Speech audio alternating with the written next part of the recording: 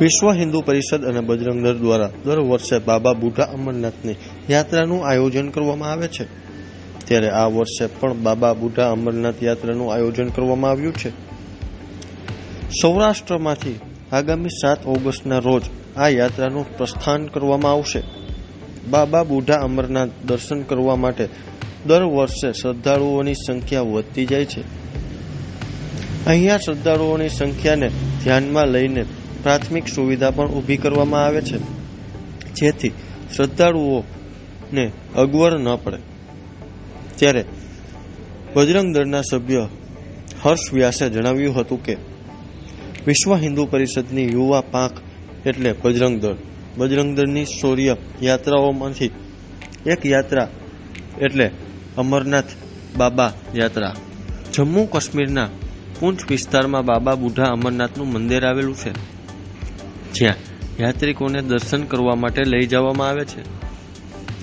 આ યાત્રાનું આયોજન કરવા પાછળનો હેતુ એ છે કે જે તે સમયે ત્યાં આતંકવાદગ્રસ્ત વિસ્તાર રહેલો છે, ત્યાં આપણા હિન્દુ સમાજને 1% પણ ઓછા લોકો ત્યાં રહે છે, ત્યારે એ લોકોને કોઈને કોઈ રીતે રોજગારી મળી રહે અને આપણી સૌંદર્ય ત્યાં ઉદ્ભવે તે હેતુથી આ યાત્રાનું આયોજન કરવામાં આવે છે। ત્યારે જોવો અમારો ખાસ અહેવાલ।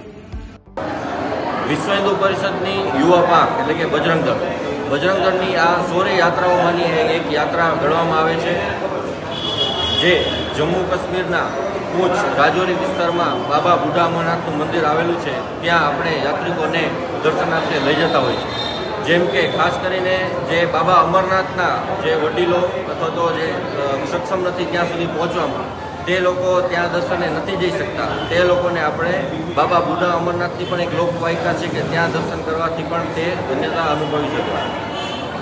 અને આ યાત્રાનું આપણે આયોજન કરવાનું ખાસ મહત્વ એ છે કે જે તે સમયે ત્યાં આતંકવાદગ્રસ્ત વિસ્તાર રહેલો અને આપણા હિન્દુ સમાજમાં 1%થી પણ ઓછો સમાજ આપણા હિન્દુ સમાજનો ત્યાં રહે છે, તો એમને પણ કોઈના કોઈ કારણથી ત્યાં આપણે રોજગારી અને મળવાનું થાય અને ત્યાં પણ શૌર્યતા આપણી ઉદ્ભવે, તે હેતુથી સમગ્ર ભારતભરમાંથી બજરંગ દળ દર વર્ષે બાબા બુઢા અમરનાથ યાત્રાનું આયોજન કરતું આવ્યું। આ વર્ષે બજરંગ દળ દ્વારા આયોજિત બાબા બુઢા અમરનાથ યાત્રા આપણા સૌરાષ્ટ્ર પ્રાંતમાંથી 6 ઓગસ્ટના રોજ અહીંયાથી પ્રસ્થાન કરશે, જે 7 ઓગસ્ટે જમ્મુ પહોંચશે।